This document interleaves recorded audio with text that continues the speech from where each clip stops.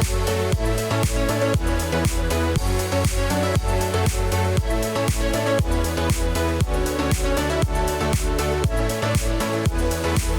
right, everybody, welcome back to another episode of Advisor Access. I am joined today by our fantastic Director of Sales, Mr. Jamo Ladd. Thank you so much, Jamo, for coming today to talk about your recent adventure in Jamaica.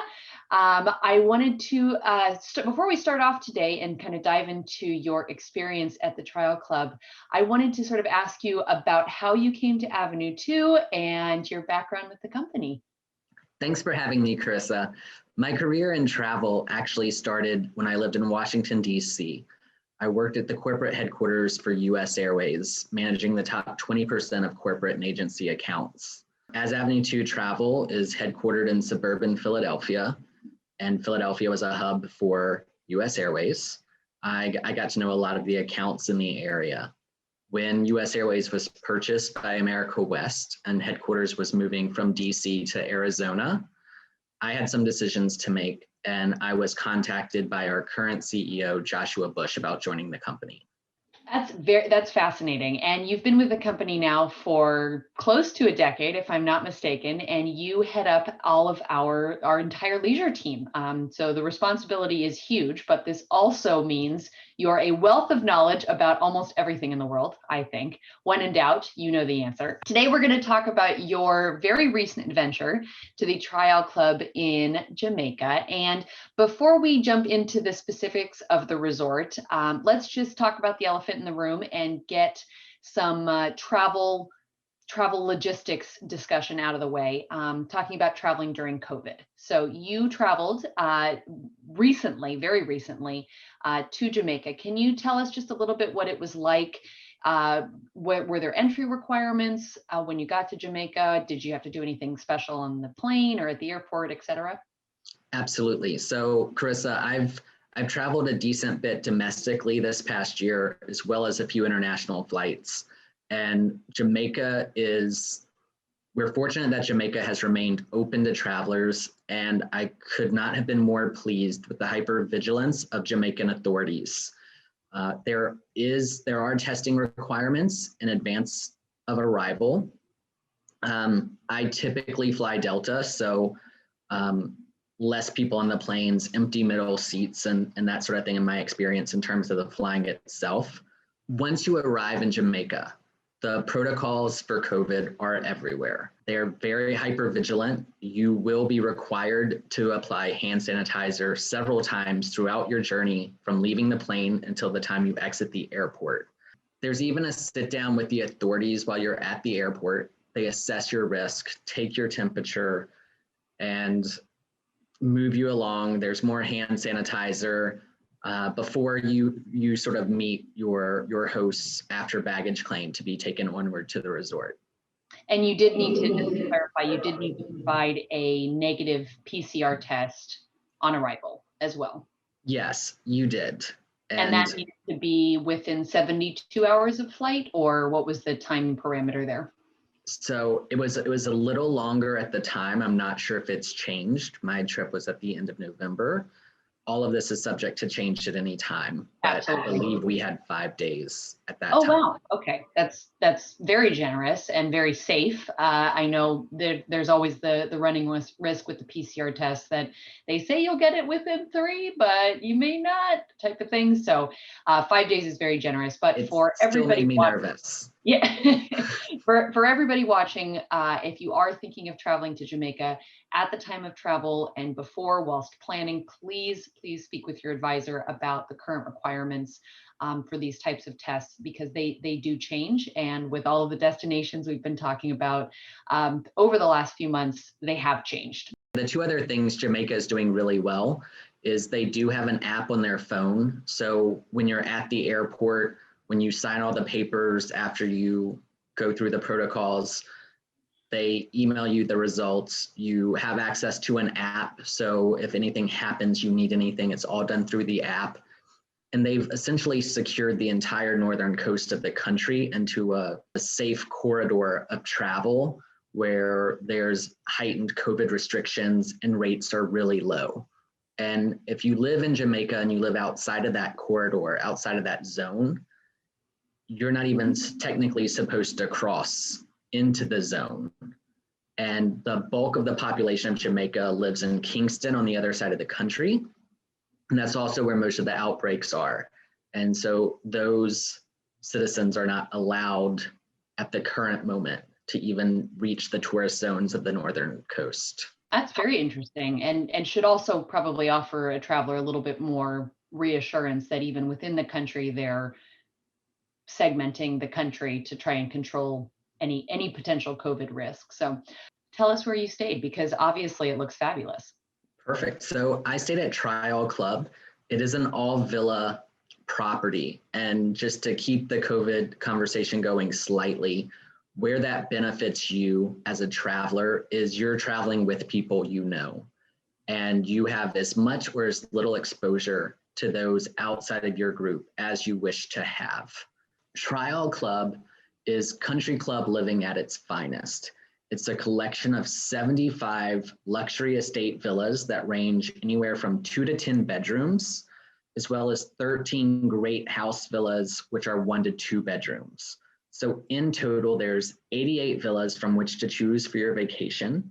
I had the privilege to be at Tryall for 3 days, and in those 3 days, I was able to see 25 of those villas, inspect them, meet the staffs, and sort of see the diversity and range of the clientele of which the property can cater toward. And you mentioned staff. Does that mean that each villa has its own team? These villas, it sounds like a lot of villas in one property, first of all, having 88 villas. Tryall Club sits on 2,200 acres, so there is a lot of space. They also have 1.5 miles of ocean front. The luxury estate villas, which are the larger homes from 2 to 10 bedrooms, of which there's 75, they come with a team at a minimum of a chef or a cook, a housekeeper, a laundress, and a gardener. And their job is to make you feel welcome, to make you feel at home. And I think one reason why our clients keep going back time and time again is the convenience of the staff. And imagine traveling with a family or multiple families and having all these children, and you come home after a week's vacation, all your laundry's done, folded, you just put it in your suitcase, you go home, and there's nothing else to do. So the convenience from start to finish of a villa vacation in that sense is flawless. So I know you were only there for 3 nights, but if you were recommending the Tryall Club to a client or a guest, how long would you suggest that they spend on property? I would absolutely say 7 nights at a minimum. With these homes are massive. You get very comfortable very quickly. The staff, it's just everything about it. It's so warm. There's a championship 18-hole golf course. There's a renowned tennis academy with 9 courts. You know, one of my clients' favorite tennis coaches there has played for the Jamaican Davis Cup team multiple times. As an example, there's a kids club, there's nanny services, there is a gym. However, a lot of these villas even have their own private gyms. There's a nurse, there's motorized and non-motorized water sports available from the beach. There's a beach club, there's a beach restaurant, there's bars. Fabulous. So you really don't have to leave the resort property for anything, really. You definitely don't have to, but if you're adventurous, you want to go to other golf courses, you want to do ATVs, zip lining, rafting, go to any of the falls, perhaps tour some of the estate homes from colonial Jamaica. There's plenty of other things to do in the surrounding area, but you certainly don't need to. There's plenty to do on property. Option A, fly and flop. Option B, be adventurous and active. There you or go. Somewhere in between. I like that. Wonderful. Perfect. So with the one other piece I just wanted to ask is you did mention that they offer nanny services, kids clubs, and that type of thing. So obviously villas do lend very well to families and multi-generational travel.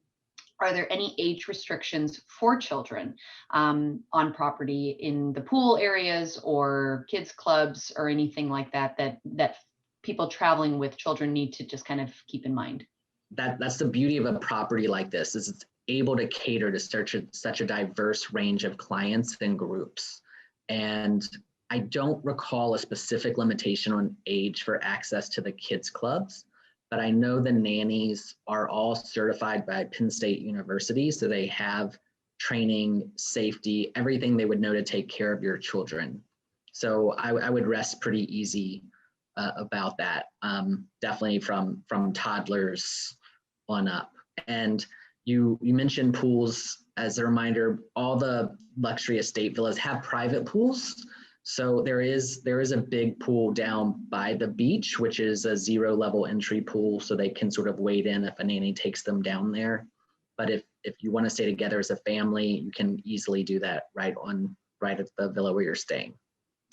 Wonderful. And with private villas in general, often you can have groceries stocked prior to arrival. Obviously, a chef or a cook comes with the villa, so to speak. But is that a service that the Tryall Club offers, as well as to like stock the house in advance? Absolutely. So you'll be sent a list prior. You can have anything stocked that you want. We actually recommend for our clients that you ask your driver or arrange with the driver in advance, which is easy to do, to stop at one of the grocery stores on the way to the villa. And that way you can get some better rates, pick up whatever it is you need from the grocery store. There's a wide range from British brands and American brands and local Jamaican product from which to choose. On our way to the resort, we also stopped by the side of the road to pick up some mangoes, some soursop, some local fruits, and we gave that to our chef on arrival, and he immediately prepared all these dishes and small bites and drinks of the fruits we brought, and sort of enhanced that arrival experience just off the fly that way. There is also a commissary on property, so if you don't have everything you want, you are able to just go to the commissary and sort of get anything you might need. I would also, just to make mention, I would assume that they're very accommodating to any dietary restrictions or preferences and whatnot, and that the property can be made aware of those restrictions or preferences ahead of time to plan accordingly. Absolutely. And I think you sort of highlighted another strength of working with a professional travel advisor versus doing it yourself. Because if you're working with Avenue 2 Travel, your advisor is going to already know sort of your dietary restrictions or limitations. And we're going to make sure that all of that's communicated in advance of your arrival and that the team's ready to take care of that for you. We didn't talk about this at the beginning, but where did you fly into? How long did it take you to get to the property? We fly into Montego Bay Airport on the north coast of Jamaica. From the airport, it was maybe 10 to 15 minutes to the grocery store. And I mean, honestly, we had a ball. There was a group of us who arrived at the same time, and we were going up and down every aisle and talking to people. And so we probably spent more time there than we needed to. And then we stopped for fruit on the way. And I would estimate maybe a 30-40 minute ride to the property without the stops. We were distracted and just happy to be there and took our time. So can you tell us a little bit about the meals that you enjoyed? Did you eat out off property at all, or did you have a chef, your chef prepare everything? What was the type of cuisine? So our chef prepared all of our meals, and almost every night we were in a different location. So most of these villas have a lot of outside living space, including dining rooms that are inside, outside. They can set up dining rooms outside under the moon or the stars, or the sun if it's daytime. So we ate in a different location almost every single meal. They brought everything out for us. They did know our dietary restrictions and our preferences, and there were some nuances between dishes, but the food was absolutely fantastic. Everything's sourced locally, it's fresh, it's fantastic, really amazing. There are some local places nearby where you can go. However, I chose not to leave the property since I only had 3 days and I wanted to maximize my experience. I would also say an interesting thing about Tryall Club is it's as social as you want it to be. And a comparison some clients make is to Mystique, where it's a bit of a social atmosphere and you get to meet the other guests on property at the other villas. And the owners who are on property are always given a list of who's visiting. And so while we were there were only two owners on the estate while we were there, and their heads of house reached out to our head of house and both invited us over for meals or cocktails and hors d'oeuvres to sort of showcase their homes, their villas, and entertain. So we were able to also have some food and drink at other villas prepared by other chefs, which sort of mixed it up and had a nice little social feel to it. That's such a neat idea. I would never think to coordinate with owners of other villas, but what a nice option and feature to allow people to be social if they choose to, or not be social if they don't want to be social. You mentioned earlier that the property sits on 2,200 acres. What else is there? Because 88 total villa options seems to not take up 2,200 acres. So what else is going on? Yeah, that's true. The grounds are beautiful. The landscaping is so lush over rolling hills. Parts of it are just rainforest, mountainous, 1.5 miles of oceanfront. So some of the villas sit right there on the water. Others are on the top of the hills with sea views. They might have a hidden back deck where you go out and you just have these expansive views over the mountains and fog, and you'll just immediately feel like you're in the Smoky Mountains, but you're in Jamaica. And on the other side of you is the Caribbean Sea, and you would have no idea. And it's just so incredible to have such a diversity of landscape in 2,200 acres, all with incredible views. And how does one get around the 2,200 acres? I know you mentioned that they have a beach club and a pool and some communal areas. How do you get from your villa there? So the luxury estate homes are going to come with golf carts. So depending on the number of people or bedrooms, you'll have a certain number of vehicles so you can sort of get around. While we're talking about the villas again, obviously because they're privately owned, that means differences in decor, differences in amenities. You saw a very large chunk of them. Can you speak about some of the different quirks or different amenities that each villa might be able to offer if your client is interested? Absolutely. So there's a huge diverse range of design, and all these homes have been built to cater to different people. So when you work with an advisor like someone from Avenue 2 Travel, we're really going to be able to help match you with the right villa based on your needs and the people traveling. I want to just briefly touch on seasonality and when the best time to go is. I know many people visit Jamaica all year round, but when would you sort of recommend going as the best time to go from a weather standpoint, but also the best time to go based on value? I think you sort of hit the nail on the head by saying it is a year-round destination. However, being in the Caribbean, it can be subjected to storms and hurricanes. And from a value perspective, mid-April to mid-December is the best time to go. The exception being Thanksgiving, where rates can be at a premium at Tryall Club. A lot of these villas can also be available with different numbers of bedrooms. So even if it's advertised as a 6-bedroom or a 7-bedroom, it could be possible to sell it for 4 bedrooms. And as an example, one of my clients' favorite oceanfront villas, if we're able to secure it as a 4-bedroom during the bulk of the year, it's, at least in 2020, was pricing for $10,500 for the week. And if you're assuming double occupancy or 2 people per room, that comes to less than $200 per person per day for a villa with your private staff, with all of these amenities and services, and feeling like you're at home and going home with all clean clothes and being waited on hand and foot and not having a care in the world. It can't be beat. Just to reiterate too, as far as hurricane season, I would assume Jamaica's hurricane season, like the rest of the Caribbean, sort of is between June through the end of October, early November. Just something to be mindful of when planning trips during that time, because most it's difficult to reaccommodate with hurricanes. Absolutely. And what I would point out though, It's for those who don't like the heat and there being so much outside space. The location of Tryall Club, if you're oceanfront, you're going to have the breeze from the water. If you're in the hills, you have the breeze coming in. I was there at the end of November. The weather was perfect, a nice breeze. I don't think I saw a mosquito at all, possibly because of the breeze. And I've heard from some other guests who had been to nearby resorts that there were lots of mosquitoes nearby.